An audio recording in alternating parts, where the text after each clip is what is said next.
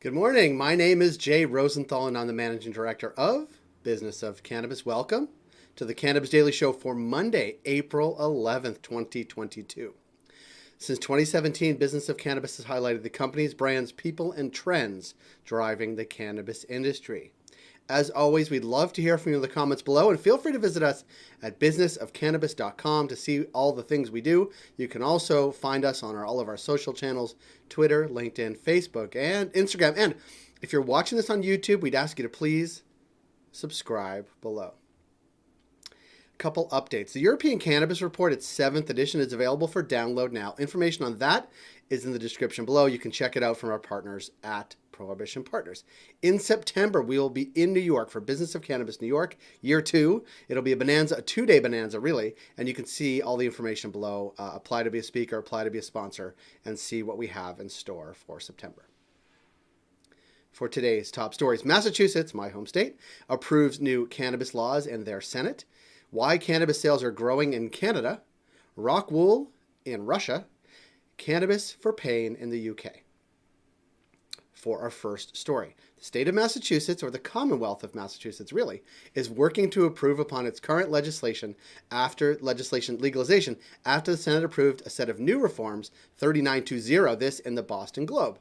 So what's new? Well, reduced impact fees charged by municipalities to licensed cannabis companies, allowing cannabis lounges in some limited number of volunteer communities, improving equity by diverting 10% of excise taxes to grants and no-interest loans to economic empowerment applicants. Quote, with this bill, Massachusetts will reclaim our leadership role, carving a path to make equity a reality in the cannabis industry. That's according to Democratic Senator Sonia Chang Diaz. Lowering entry costs and opening up new avenues to capital will put this multi-billion-dollar industry within reach for many talented equity entrepreneurs. For our second story, a persistent narrative that the stress caused by COVID-19 made more Canadians turn to cannabis through the pandemic. Well, that's false. According to 2 researchers from Brock University and University of Ottawa, this in The Conversation. Instead, sales increases should be attributed to the number of stores, which increased from just over 100 in 2018, yikes, to 1,500 by 2021 in Ontario alone. Quote, it's important to understand why cannabis sales grew because Canadian regulators need to understand the increase was an industry feature, not a pandemic side effect. This is in the report. The federal government and provincial governments should take this into account as they work on adjusting cannabis regulations.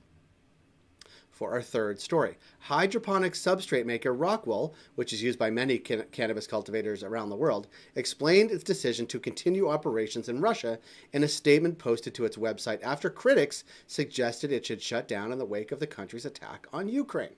The company has 4 factories employing 1,200 people in Russia, according to the statement, 10% of its worldwide workforce. Quote, we understand that some people disagree with the decision to continue operating, and we acknowledge the strong feelings that might create.